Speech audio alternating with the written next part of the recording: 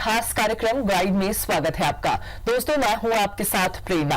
दोस्तों, बड़े पद वाली सरकारी नौकरी पाने के लिए काफी मेहनत करनी पड़ती है और इसके लिए कंपटीशन भी बेहद तगड़ा रहता है। राष्ट्रीय स्तर पर संघ लोक सेवा आयोग के जरिए कई सेवाओं के लिए ऐसी भर्तियां की जाती हैं जिसकी परीक्षा जल्द ही होने वाली है। और आज गाइड में हम यूपीएससी की तैयारी के बारे में ही बात करेंगे, लेकिन उससे पहले देखते हैं हमारी ये खास रिपोर्ट।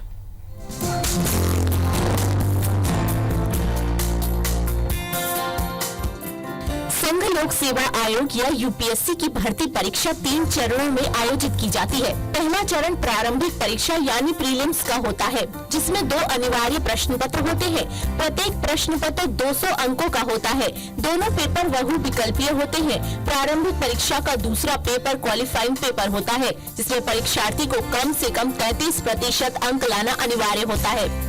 प्रारंभिक परीक्षा पास होने के बाद बारी आती है मुख्य परीक्षा की, जो कि लिखित होती है। मुख्य परीक्षा में सफल परीक्षार्थियों को साक्षात्कार के लिए बुलाया जाता है। सिविल सेवा परीक्षा में शामिल होने के लिए आवेदक को किसी भी मान्यता प्राप्त विश्वविद्यालय या समकक्ष संस्थान से स्नातक होना जरूरी है। ग्रेजुएशन कर रहे अंतिम वर्ष के छात्र भी इस परीक्षा के लिए आवेदन कर सकते हैं। सिविल सेवा परीक्षा के लिए आवेदक की उम्र 21 से 32 वर्ष के बीच होनी चाहिए। SC/ST आवेदकों के लिए आयु सीमा में 5 वर्ष और OBC के लिए 3 वर्ष छूट का प्रावधान है।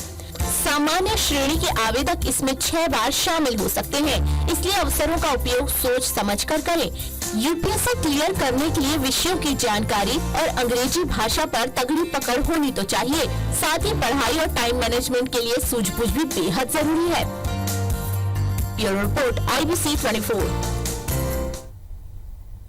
और इस बारे में ज्यादा जानकारी के लिए हमारे साथ मौजूद है IAS अकेडमी के राम कश्यप जी। राम कश्यप, स्वागत है आपका। धन्यवाद जी। राम कश्यप जी, जैसा कि यूपीएससी का एग्जाम होने वाला है, अभी 19 तारीख को शायद उसका रजिस्ट्रेशन फॉर्म भराया जाएगा और अगस्त में शायद एग्जाम होगा। तो हमारे जो दर्शक हैं, जो छात्र दर्शक हैं, उनको आप क्या कहना चाहेंगे कि कैसे पहले अटेम्प्ट में वो तैयारियां कर पाए? उसके लिए क्या विशेष तैयारी उनको करनी चाहिए? प्रेरणा जी, बहुत अच्छा प्रश्न। और खास बात मैं तो चाहता हूँ हमारे सारे युवा साथी जो इस परीक्षा में बैठना चाहते हैं वो सफलता के शिखर पर एक प्रयास में ही जा सकते हैं। जी। सबसे जरूरी बात होती है निर्णय और एक संतुलित योजना की। यदि विद्यार्थी टाइम प्रबंधन कर ले और पाठ्यक्रम में दिया हुआ अध्ययन सामग्री है उसको अगर सिस्टमेटिक तैयारी करे तो ऐसा कोई कारण नहीं है कि एग्जाम ना निकल पाए। 23 अगस्त को एग्जाम होने वाला है और 19 जून इसका फॉर्म भरने का लास्ट डेट है। अभी जो खास भी जो विद्यार्थी नया पैटर्न जो यूपीएससी आया है, तो ये ऐतिहासिक परीक्षा होने वाला है।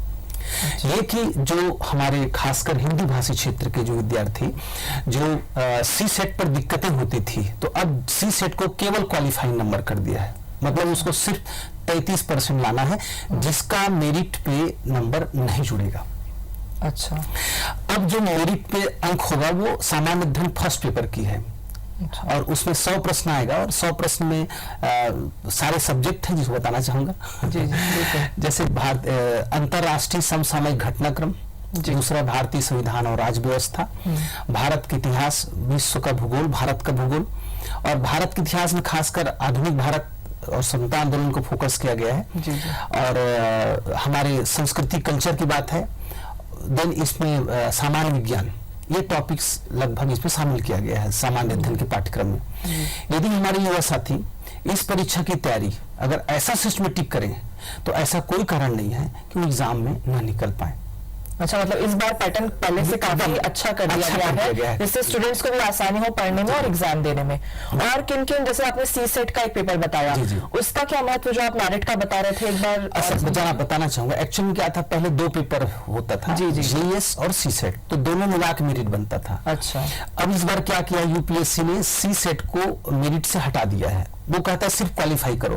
अब ये C-सेट मतलब आपको फर्स्ट सेट जो है वो क्वालिफाई करना है। उसमें ही ये क्वालिफाई नंबर 33% C-सेट मेरिट बनेगा फर्स्ट पेपर से। अच्छा। अगर कोई व्यक्ति इसमें क्वालिफाई कर लेता है तो बहुत अच्छा C-सेट पे फर्स्ट पेपर में जो नंबर आएगा उसके आधार पर उसका मेरिट बनेगा। जी। और जो पहला पेपर होता है वो कितने अंकों का होता है? 200 नंबर का होगा, और 200 नंबर में जो सबसे ज्यादा नंबर आएगा, टोटल पद का 13 गुना 1129 पद है, उसमें 13 टाइम्स विद्यार्थी प्री क्वालिफाई करेंगे, और वो उसका मेरिट निर्धारण होगा पहले पेपर से। अच्छा, ठीक है। अब ये फर्स्ट पेपर में अपने को ज्यादा तैयार करना है। आखिर ये सी सेट में आता क्या है, इस पर जरूर बताना चाहूंगा। जी जी बिल्कुल। एक्चुअली जो सी सेट पेपर होता है उसमें मैथमेटिक्स रहता है, रीजनिंग रहता है, और उसमें कुछ टॉपिक अभी अभी जुड़ा गया है, जैसे डिसीजन मेकिंग है, निर्णय है। अच्छा। दूसरा संचार कौशल एक बढ़िया टॉपिक्स है। अच्छा। जिसमें जुड़ा गया है, और इसमें खासकर जो अंतर व्यक्ति कौशल है उस पर जोड़ा गया है। कुछ इंटीग्रिटी पर सवाल रखा जाता है, ताकि प्रशासनिक अधिकारी अपने भावी जीवन में कर्तव्य दायित्व निर्वहन बेहतर से बेहतर ढंग से कर सके। तो ये सी सेट पेपर की तैयारी विद्यार्थी कर सकता है, और खासकर मैथमेटिक्स पे कुछ शॉर्टकट तरीका होता है, जिसको अगर विद्यार्थी प्रैक्टिस कर ले, कुछ विशेष टॉपिक का जो परीक्षा में आता है, और इधर का पेपर अगर रीजनिंग की तैयारी इनमें से कर ले, तो आराम से 33% नंबर लाया जा सकता है। अच्छा, मतलब आसान होगा। सी सेट का पेपर भी उतना ही अब दिक्कत नहीं है। जी जी जी। अधिकतर हमारे युवा साथियों की दिक्कत ये होता था कि वो पेपर, खासकर इस परिक्षेत्र वाले बच्चों को दिक्कतें होती थी, क्योंकि उसमें इंग्लिश रहता था जी, तो इसलिए अब दिक्कत होता था। क्वालिफाई हो गया तो कोई दिक्कत नहीं। दूसरी खास बात है, फर्स्ट पेपर में हम लोग ने स्केलिंग सिस्टम हटा दिया, तो ऐसी स्थिति में क्या, फर्स्ट पेपर में जितना नंबर आएगा हमारे युवा साथियों का, उनमें से जो ज्यादा नंबर आएगा 13 टाइम्स पद का, मतलब लगभग 1129 पद इंटू 13 जो पद रहेगा, उसको उनको मेंस के लिए क्वालिफाई कराएगा। मेंस परीक्षा में बैठ सकते हैं लोग। जी, जैसा कि आपने पहले उसमें बताया कि पहला पेपर होता है, जो एग्जाम होता है, उसमें जो विषय होते हैं उनकी तैयारियां कैसे की जाए, क्योंकि स्टूडेंट्स को पता नहीं होता है कि सब्जेक्ट तैयारी कैसे करनी है, कितना टाइम उस सब्जेक्ट को देना है जो इम्पोर्टेंट है, या जो कम इम्पोर्टेंट, कम टाइम देंगे तो चल जाएगा। तो उसके बारे में कुछ बताना चाहूंगा। एक्चुअली मतलब प्रणय, खास बात इसमें बताना चाहूंगा कि हमारे युवा साथी जब पढ़ाई करें तो विषय का संतुलित तैयारी करें। जी, संतुलित तैयारी का मतलब ये है कि सारा सब्जेक्ट में कमांड होना जरूरी है। यूपीएससी कब किस सब्जेक्ट को करता है पता नहीं चलता, लेकिन अनुभव ये कहता है कि भारतीय संविधान और राज्य व्यवस्था, आधुनिक भारत, सामान्य विज्ञान और करंट अफेयर्स के जो टॉपिक्स होता है वो सिलेक्शन के लिए ज्यादा अच्छा माना जाता है। मतलब बच्चों को इस पर ज्यादा ध्यान देना चाहिए। अच्छा, इसमें भी खास बात यह कि पढ़ते वक्त हमारे युवा साथी तुलनात्मक अध्ययन जरूर करें। अच्छा। जैसे मान लो इतिहास, संविधान और राज्य व्यवस्था पढ़ते हैं, जो खासकर सिलेक्शन के लिए ज्यादा जरूरत होता है। एक बात और बताना चाहूंगा, मेरा अनुभव आईएएस पढ़ाते लगभग 17 साल हो गया, ये कहता है कि यदि विद्यार्थी विषय को गहराई से और डिटेल पे पढ़े तो एग्जाम को निकालने में दिक्कत बिल्कुल नहीं होती है। अच्छा। शुरू में जरूर मेहनत लगता है, मतलब अपना विद्यार्थी भी तो कम समय प्री परीक्षा के लिए, लेकिन शुरुआत तो मेंस कम प्री करना चाहिए। अच्छा। खास बात उससे होता ही है कि मेंस में जो पेपर नया पैटर्न जो आ रहा है उसमें जीएस का ही 4 सेगमेंट कर दे, 4 पेपर केवल जीएस होगा। ऑप्शनल सब्जेक्ट सिर्फ 1 पेपर रखा गया है। अच्छा। 250 नंबर का पेपर होगा, और 4 पेपर जीएस 1, 2, 3, 4 ऐसा किया गया है, और 2 पेपर ऑप्शनल सब्जेक्ट होगा। जैसे मान लो लोक प्रशासन है, पब्लिक एडमिनिस्ट्रेशन, तो उनका 2 पेपर, 250 का पर पेपर होगा, और 300 नंबर का निबंध होना है। अच्छा। 275 नंबर का इंटरव्यू होना है। आखिर कहीं कहीं जो लोक सेवा आयोग जो सेट करता है पेपर, वो मेंस के पैटर्न को भी ध्यान में रखता है। अधिकतर उस टॉपिक से क्वेश्चन प्री में पूछ देता है। अगर हमारे युवा साथी उसकी तैयारी अच्छा करें तो ऐसा कोई कारण नहीं कि एग्जाम उनसे न निकल पाए। अब आखिर हम कैसे तैयारी करें, महत्वपूर्ण आता है कि इतनी बड़ी सिलेबस में हम कम समय में कैसे अच्छी तैयारी करें, एक बार में सफलता प्राप्त करें। लोक सेवा आयोग के पुराने प्रश्न पत्र का अवलोकन जरूर करें। अच्छा। खास बात, जो सिंपल पेपर जो आता है वो पेपर कभी कभी आइडिया से हट जाता है। कभी कभी बाजार में कई प्रकार के पेपर आता है जो पैटर्न्स को हटा देता है। और पैटर्न अभी नया बदल गया है और वो पैटर्न का गड़बड़ हो जाता है। तो लोक सेवा का पेपर का अवलोकन करें। जी जी। और विद्यार्थी कम से कम 3 सब्जेक्ट और सी सेट का रोज पैरेलल तैयारी करें। विद्यार्थी कभी कभी क्या करते हैं, एक सब्जेक्ट बहुत ज्यादा पढ़े, दूसरा सब्जेक्ट छोड़ देता है। एक सब्जेक्ट को लंबे समय पढ़ने पर बोरियत महसूस होता है और वो एफिशिएंसी उनमें नहीं आ पाती जो आना चाहिए। अगर वो कंपैरेटिव तैयारी करता है लोक सेवा आयोग की परीक्षा सब्जेक्ट का, तो बहुत आसानी से क्वालिफाई करता है। एग्जाम्पल के तौर पर जैसे मान लो भारतीय संविधान और राज्य व्यवस्था तैयारी करना है, तो भारतीय संविधान और राज्य व्यवस्था में प्रेसिडेंट के साथ गवर्नर की तैयारी करें, दोनों एक जैसा है। जी। दोनों का आर्टिकल भी लगभग समान मिलता है। जी। प्राइम मिनिस्टर के साथ चीफ मिनिस्टर की तैयारी करें, जी। लोकसभा के साथ विधानसभा की तैयारी करें, एक जैसा मिलता है बिल्कुल। जी। राज्यसभा के साथ विधान परिषद की तैयारी करें। अच्छा। देन अगर वो करता है महान्यायवादी के साथ महाधिवक्ता की तैयारी करें। जी। कितना इजी हो रहा है। हाँ, मतलब एक बेस बन जाता है कि मतलब आप इसके साथ ऐसी तैयारी तो आपको गड़बड़ नहीं तो आपका बैलेंस बना रहेगा पढ़ाई में भी। और एक जैसी तैयारी होता है। जैसे मैं आपको छोटा रूप में बताना चाहूंगा, जैसे अटॉर्नी जनरल 76 आर्टिकल में प्रावधान है, अगर 89 प्लस करे तो 165 में महाधिवक्ता का प्रावधान है। अच्छा। महान्यायवादी की नियुक्ति त्यागपत्र हटाना भारत का राष्ट्रपति, और महाधिवक्ता का नियुक्ति त्यागपत्र हटाना राज्यपाल। सरल पड़ा। अब दोनों का एक ही खास बात है कि दोनों भारत सरकार कानूनी सलाहकार होते हैं, राज्य का सरकार का होता है। अब ऐसे करने से एक साथ तैयारी हो जाता है बहुत कम समय में। हमारे युवा साथी इसको रिटर्न में जरूर तैयारी करें। होता ये है कि मेंस रिटर्न होता है, और आजकल हमारे छत्तीसगढ़ पीएससी भी लगभग यूपीएससी पैटर्न पर भी प्री की परीक्षा लेता है। 30 वर्ड्स, 60 वर्ड्स, 100 वर्ड्स का पेपर सेट करता है। तो अगर विद्यार्थी इसको ऐसा सिस्टमेटिक नोट्स बना के तैयारी कर लें तो आसान है प्रेरणा जी इस एग्जाम में निकलना। आसान होगा। सुप्रीम कोर्ट के साथ हाई कोर्ट की तैयारी कर लें, दोनों का आर्टिकल में लगभग मैचिंग आता है। 89 प्लस का एक फार्मूला आता है, अगर करेंगे दोनों आर्टिकल भी याद हो जाता है। बहुत आसानी है इस तरह से तैयारी करने का हमारे युवा साथियों को, खासकर तैयारी करने के लिए। स्थानीय प्रशासन में पंचायती राज और नगरीय निकाय को तुलनात्मक करके तैयारी कर लीजिएगा, बहुत आसानी से तैयारी हो जाता है। ये कुछ तैयारी तरीका होता है। अभी जैसे अपना जो नीति आयोग बना हुआ है, जब नया जो योजना के साथ राज्य आयोग और उनकी फार्मूला लगभग सेम जैसा होता है, दोनों की तैयारी एक साथ किया जा सकता है। यूपीएससी और स्टेट पीएससी के फंक्शन एक जैसा है, आर्टिकल भी लगभग समान है। अगर ऐसा करें तो आसानी से एग्जाम में तैयारी होता है और सिलेक्शन भी लेते हैं विद्यार्थी। जी। तो हम आगे भी इस पर चर्चा करते रहेंगे, लेकिन यहाँ हम रुक रहे हैं एक छोटे से ब्रेक के लिए।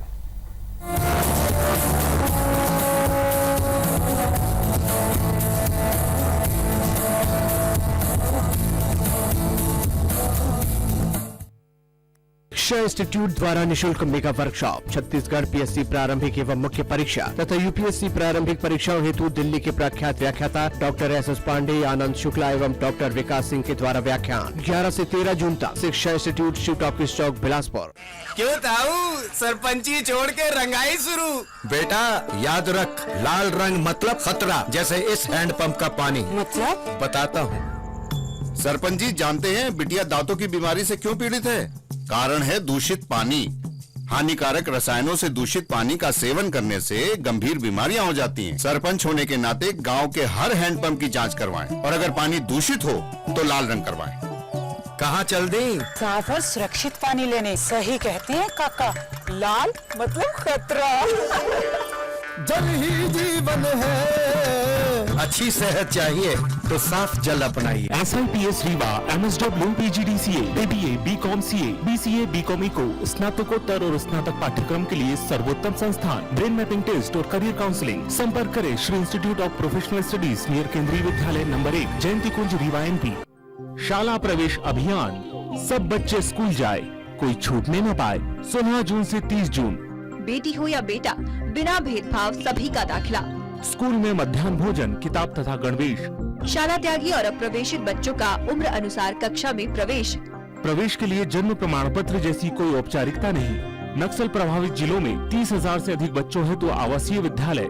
कमजोर वर्ग एवं वंचित परिवारों के बच्चों को भी निजी विद्यालयों में प्रवेश। वर्ष में 2 बार विद्यालय प्रांगण में ग्राम सभा का आयोजन। स्कूल आप पढ़े बर, जंगीला गढ़े बर। मिशन संचालक राजीव गांधी शिक्षा मिशन, सर्व शिक्षा अभियान छत्तीसगढ़।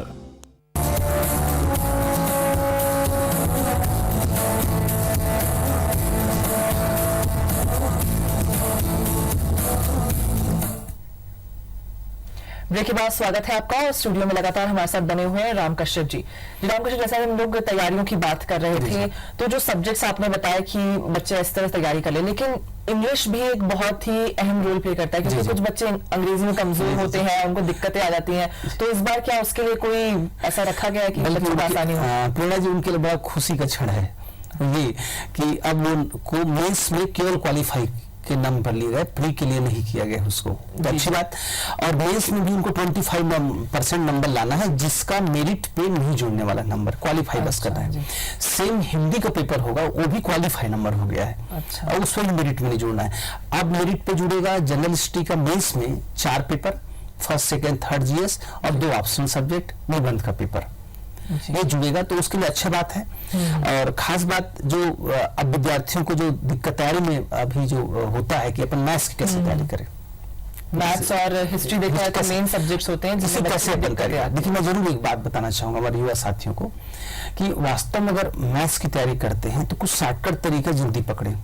होता यह है कि विद्यार्थी लॉन्ग टर्म बनाने का प्रयत्न करता है, और बहुत सारे युवा साथी खासकर इंजीनियरिंग बैकग्राउंड या जो मैथ्स पे रहते हैं, वो लोग वो लॉन्ग टर्म बनाने का आदत पड़ गया तो वैसे बनाने का प्रयत्न करते हैं, जो कि कम समय तक नहीं बनता है। परीक्षा में 20 से 30 सेकंड बनाना पड़ता है, और लॉन्ग टर्म का बहुत लंबा टाइम लगता है। तो ऐसा तरीका मैं बताना चाहूंगा हमारे युवा साथियों को, जिससे एग्जाम में आराम से क्वेश्चन को बना सकते हैं। जैसे मैथ से मान लो एवरेज की सवाल आया, जैसे एक व्यक्ति मान लो 40 किलोमीटर पर आवर की स्पीड से बिलासपुर से रायपुर आया और 60 किलोमीटर पर आवर से रायपुर से बिलासपुर गया, तो उसका एवरेज उसका स्पीड होगा वो क्या होना चाहिए। इसके लिए शॉर्टकट फार्मूला होता है 2xy/x+y, जी, जो हम लोग बहुत आराम में पढ़ते हैं, बिल्कुल सरल है। दूसरी बात, एक और सवाल होता है, जैसे मान लो कोई एक व्यक्ति काम को 10 दिन में करता है, दूसरा 15 दिन में करता है, दोनों मिलकर उस काम कितने दिन में करेंगे, x/y/x+y। यदि कोई व्यक्ति छोड़ देता है, एक व्यक्ति 10 दिन में करता है, दूसरा व्यक्ति 15 दिन में दो व्यक्ति किसी काम को 4 दिन में करते हैं और एक व्यक्ति उस काम को के लिए 6 दिन में करता है, तो दूसरा कितने दिन में करेगा। तो उसके लिए चूंकि हटा, इसलिए प्लस के स्थान पर माइनस x/y/x। सवाल लग रहा है एकदम इजी। सवाल फिर देखिएगा, जैसे पेट्रोल कीमत बढ़ गया मान लो 50%, तो उसकी खपत कितना कम कर दें कि बजट में कोई परिवर्तन ना हो। 100 × x/100 + x तुरंत बनता है, मतलब इसको अगर कमी किया तो प्लस के स्थान पर फिर माइनस। जैसे मान लो रमन सिंह सरकार ने चावल कीमत में कमी कर दिया 40% का, तो उसकी खपत कितना कम कर दे बजट में कोई परिवर्तन ना हो, तो नीचे x/100 × x/100 - y, मतलब नीचे माइनस कर देते हैं। जब भी ऐसे सवाल आता है तो हम उसको क्या करेंगे, कंपेरिजन करेंगे। अब इसी फार्मूला से 8 प्रकार का सवाल बनता है। जैसे एक आयताकार कमरा है, उसकी लंबाई मान लो 10% बढ़ा है, 25% बढ़ा है, तो चौड़ाई में कितना कमी करे कि क्षेत्रफल में कोई परिवर्तन ना हो। 100 × x/100 + x बढ़ाए तो प्लस, अब कमी करेंगे तो नीचे माइनस। सेम सवाल को रिपीट कर दीजिए तो नीचे माइनस होता है। इसी सवाल में आता है, जैसे मान लो प्रेरणा की आय उसकी सहेली की आय से मान लो 25% अधिक है, तो उसकी सहेली की आय जो है प्रेरणा की आय से कितना % कम होगा। चूंकि अधिक है 100 × x/100 - y, 100 - x। तो ऐसे जो सवाल होता है, एक 8 प्रकार का सवाल होता है, दो कॉन्सेप्ट से बन जाता है। इसी में एक और कॉन्सेप्ट बताना चाहूँ हमारे युवा साथियों खासकर, जैसे मान लो पुस्तक एडिशन है, किसी किताब की कीमत पहली एडिशन में मान लो 10% बढ़ा, दूसरा एडिशन उसको 20% बढ़ा दिया, तो बताइए उसका टोटल खपत कितना % बढ़ गया, मतलब उसका प्राइस कितना % बढ़ गया। सेम वही फार्मूला होता है इसमें। तो उसमें अपन क्या करते हैं, x+y करते हैं प्लस x/y/100 करते हैं। और इसमें अगर मान लो सवाल ऐसा आता है, जैसे आयत की लंबाई भी बढ़ा दिया, चौड़ाई बढ़ा दिया, दोनों पर बढ़ाते हैं, तो x+y प्लस x/y/100 करते हैं। जी राम जी, इसके कॉलर जोड़े हैं हमारे साथ पीजी यादव जी। पीजी यादव, अपना सवाल करिए। हाँ मैडम, मेरा सबसे सीधा सवाल है कि मेरे बेटे ने एमसीए किया है। जी हेलो। जी जी जी, कहिए, अपना सवाल दोहराइए। हाँ, मेरा सीधा सवाल है कि मेरे बेटे ने एमसीए किया है, तो वो इंडियन इंजीनियरिंग सर्विस में एलिजिबल है कि नहीं है एमसीए के बेस के ऊपर, पहला सवाल ये है जी। और दूसरा, तो मैं आपकी स्क्रीन पे ये सब कुछ दे रहा हूँ, मेरे को समझ में आ रहा है कि हम सर से जाके शायद इनकी जो एकेडमी है बिलासपुर है, जहाँ उसके एडमिशन संबंधी बात वही जाके करेंगे। यही सवाल पे है मेरा पहला। जी राम जी, इनका सवाल जी एमसीए की तैयारी। एक्चुअली में देखो, इंजीनियरिंग सर्विस का सवाल, इंजीनियरिंग सेवा आईईएस होता है, उसकी तैयारी तो कर सकते हैं। जी जी, उनके जो सब्जेक्ट्स है उसके हिसाब से बैठ सकते हैं। जी जी, और खासकर वो विद्यार्थी यूपीएससी की भी तैयारी जरूर कर सकते हैं। इंजीनियरिंग सर्विस में खास बात यह है, मिस्टर यादव ने जो क्वेश्चन पूछा, इंजीनियरिंग सर्विस में जनरल हिस्ट्री कॉमन सब्जेक्ट होता है जिसकी तैयारी करते हैं, और जो सब्जेक्ट्स रहता है उसमें दिया रहता है सिलेबस में, उसकी तैयारी अपने जो सिलेबस है उनके अनुसार से किया जा सकता है। उनकी सिलेबस के अनुसार से पाठ्यक्रम आता है, उसकी तैयारी करते हैं उसका। जी जी। ये एक और कॉलर जुड़ रहे हैं प्रतीक दंतेवाड़ा से। प्रतीक, स्वागत है आपका, अपना सवाल करिए आप। अगर मैं सीजीपीएससी की तैयारी कर रहा हूँ जी, और मैं ये जानना चाह रहा हूँ कि निबंध की तैयारी सीजीपीएससी में मुख्य परीक्षा जो निबंध का पेपर होता है उसकी तैयारी कैसे करें सर? उसका मटेरियल कहाँ से अपन इकट्ठा करें, कैसे करें, ये जानकारी चाहिए। अच्छा सवाल है। हाँ, निबंध का एक्चुअल में क्या है, ये जो अभी जो छत्तीसगढ़ पीएससी की जो नई पैटर्न आई है उसमें समसामयिक घटनाक्रम पर आधारित एक निबंध छत्तीसगढ़ से आएगा और इंडिया से आएगा। उसका समस्या, उसका समाधान 2 टॉपिक सिलेबस पे दिया हुआ है। मेरा ये कहना है हमारे जो युवा साथी हैं उनको कि इसका मार्केट में अध्ययन सामग्री निबंध पर मिलता है। अच्छा, बिल्कुल मिलता है। इसमें कुछ मौलिकताएं बहुत जरूरी है, खासकर हमारे छत्तीसगढ़ पीएससी के संदर्भ में, कि समस्या का समाधान आप कैसे करते हैं। हाँ। यदि आपका जनरल अवेयरनेस है अच्छा, तो आप उसकी समस्या के समाधान पर 20 पॉइंट तो आराम से बना सकते हैं, ये कोई दिक्कत की बात नहीं। निबंध पर भाषा की प्रस्तुतिकरण और उसका तारतम्य बड़ा महत्वपूर्ण होता है, और इतना अगर ग्रेजुएशन किए हैं तो अपन जरूर उस विषय में लिख सकते हैं, कोई दिक्कत नहीं है। इस अध्ययन सामग्री मिलता है, उसका लिखने का वे भी उससे आइडियल बिल्कुल लग जाता है। मौलिकता उनका जरूर काम आएगा कि समस्या का समाधान अपन कैसे करें, और इसके लिए थोड़ा सा अध्ययन करने की बात अपन कर सकते हैं। जैसे छत्तीसगढ़ में मान लो नक्सली समस्या, उसका समाधान कैसे करें, इस पर उपाय दिया जाता है। बेरोजगारी की समस्या पर समाधान दिया सकता है, किसानों की समस्याओं पर समाधान दिया सकता है। समस्याएं है, उसके समाधान भी मौलिकता, वही तो नंबर है। जी जी। एक और कॉलर जुड़े हैं हमारे साथ, है दीपक मनिनगर से। दीपक, अपना सवाल करिए। लगता है दीपक से हमारा संपर्क टूट गया है। तो जैसा राम जी हम बात करते हैं हिस्ट्री पे, क्योंकि कहीं ना कहीं जैसे मैथ्स में दिक्कत आती है स्टूडेंट्स को, तो हिस्ट्री में भी उतनी ही दिक्कत आती है, क्योंकि हिस्ट्री में सन याद करना और पुरानी चीजें याद करना, तो आजकल कई बच्चों को दिक्कत आती है उस चीज में भी। प्यार जी, जरूर बताना चाहूंगा, हमारे युवा साथी खासकर ये बड़ा समस्या रखते हैं, सन मतलब बड़ा कठिन है। ये जरूर कहना चाहूंगा कि सन याद करने का प्रयास बिल्कुल शुरू में नहीं करना चाहिए। पहले आप कहानी समझिए। अच्छा, अगर कहानी समझते हैं तो सन याद करने में दिक्कत नहीं होती उसकी। अच्छा, कहानी को भी तारतम्य बना लीजिएगा। जैसे उदाहरण के लिए भारतीय राष्ट्रीय कांग्रेस की स्थापना 1885 में हुआ, तो बंगाल विभाजन 1905 में हुआ, तो मुस्लिम लीग की स्थापना 1906 में हुआ, सूरत अधिवेशन 1907 में हुआ। अब सूरत अधिवेशन में क्या हुआ अगर अपन मालूम होगा तो उसका सन याद हो जाता है। अच्छा, पार्लियामेंट सुधार 1909 में हुआ, तो पार्लियामेंट सुधार में क्या होगा धीरे धीरे सन याद होता है। हमारे युवा साथी सबसे पहले, खासकर जो नया हमारे साथी हैं, इस बात को जरूर ध्यान रखें कि आप कॉन्सेप्ट को जरूर पढ़िए पहले एक बार, उसमें होता क्या जरूर जानिए, क्योंकि हिस्ट्री तो कहानी की तरह ही होता है, उसको याद करने की तरह उसको एक बार जोड़ के देखें, रटने का प्रयास कभी ना करें। एक बार समझे तो कहता क्या है। जैसे मान लो कहता है कि 1909 का पार्लियामेंट सुधार के बाद आता है, मान लो प्रथम विश्व युद्ध हुआ 1914 से 18 तक। जैसे मुस्लिम लीग की स्थापना हुआ, तो उसका उद्देश्य क्या था और उसमें कौन कौन अध्यक्ष बना, क्या निर्णय हुआ, ये सब करना बहुत जरूरी है। अगर ऐसा करें तो कभी दिक्कत नहीं आती। जैसे मान लो गांधी हिंद समझौता हुआ, तो गांधी हिंद समझौता क्या था, उसमें किन किन विषय पर चर्चा हुआ। जैसे भारत छोड़ो आंदोलन हुआ, तो किन मुद्दों पर बात किया गया। असहयोग आंदोलन किन मुद्दों को लेकर चला गया, जलियांवाला बाग हत्याकांड क्यों हुआ और उसके पीछे क्या कारण था, क्या परिणाम। जी जी। इसी के साथ हमारे साथ एक कॉलर जुड़े हैं सुमित कुमार सागर से। जी सुमित, अपना सवाल कीजिए। मैम, मेरा सवाल ये है, यूपीएससी के लिए कितना समय तैयारी के लिए पर्याप्त होता है? जी राम जी बताइए। देखिए सुमित जी का जरूर कहना चाहूंगा, साथी अगर प्रतिबद्ध हो तो पहली अटेम्प्ट निकल जाएगा 23 अगस्त को, कहीं कोई दिक्कत नहीं होती है। विल पावर मनुष्य का बहुत बड़ा शक्ति होती है और रणनीति जोरदार बनाना चाहिए। यदि वो रणनीति बनाता है, जैसे हमने जिस तरीके से बताया, कंपैरेटिव अगर स्टडी करे इतिहास का, खासकर फोकस करे आधुनिक भारत पे, तो लगभग ये 2 से 3 महीने में यूपीएससी प्री आराम से निकल जाएगा, कहीं कोई दिक्कत नहीं। पुराना प्रश्न पत्र का अवलोकन करें। हमारे युवा साथी मेंस के पाठ्यक्रम के साथ कुछ क्वेश्चन जो मेंस पैटर्न पे आता है, कहीं न कहीं प्री उससे रिलेटेड क्वेश्चन रहता है। जैसे लॉर्ड रिपन और लॉर्ड लिटन का गवर्नर जनरल बनना भारतीय इतिहास की महत्वपूर्ण घटना है मेंस के। लिटन के कार्यकाल और रिपन कार्यकाल का क्वेश्चन प्री पूछता है। लॉर्ड डलहौजी का रणनीति पर क्वेश्चन आता है मेंस में, उस पर क्वेश्चन पूछता है। गांधी जी सहयोगी से असहयोगी कैसे बन गए, तो वो मेंस क्वेश्चन, लेकिन प्री उससे रिलेट कर क्वेश्चन पूछता है, मतलब रिलेटेड क्वेश्चन ही रहते हैं। तो अगर अपन लॉजिकल ऐसा पढ़ें और प्रॉपर मार्गदर्शन और गाइड पे पढ़ें अच्छे से, ऐसा कोई कारण एग्जाम में निकले। और मैं तो कहता हूं, जब मैं 108 घंटे लगातार पढ़ाने का रिकॉर्ड बनाया, तो यूपीएससी का जो आईएएस का पैटर्न को मैंने 6 दिन में कंप्लीट तैयारी कराया और हजारों विद्यार्थी सिलेक्शन दिए।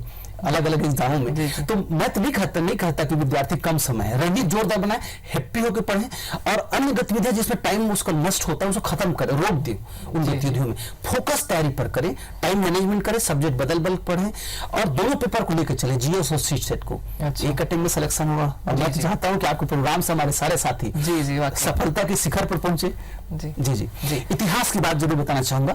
आगे अगर अपन आधुनिक भारत इधर बात करें, जैसे कुछ बातें और बताना चाहूंगा, जैसे अपन उसके बाद के इतिहास को ज्यादा पूछते हैं, जैसे मान लो क्रिप्स मिशन आया, कैबिनेट मिशन आया, जुड़ा हो रहता है। जैसे होम रूलिंग आंदोलन का जो टॉपिक से रहता है, होम रूलिंग आंदोलन में क्या हुआ जरूर जाने, इसमें मान लो मराठा और केसरी पत्रिका थी, किस भाषा में लिखा है जरूर जाने। इसमें कुछ बैकग्राउंड पर सवाल जरूर रहता है, जैसे मान लो अपन तिलक के बारे में जरूर जाने, गांधी के बारे में, अंबेडकर के बारे में। अगर कभी विद्यार्थी जानता नहीं है, केवल रट लेता है तो गड़बड़ हो जाता है। कुछ पर्सनालिटी के बारे में, जैसे मान लो हमारे जो शहीद हुए देश के लिए जो काम किए, उनके व्यक्तित्व के बारे में थोड़ा बहुत जानकारी जरूर जाना, थोड़ी बहुत हर चीज की जानकारी। अगर ऐसा करते हैं तो उसका घटनाक्रम को तैयार करने में जो प्रेरणा जी कहीं कोई दिक्कत नहीं साथी। जी राम जी।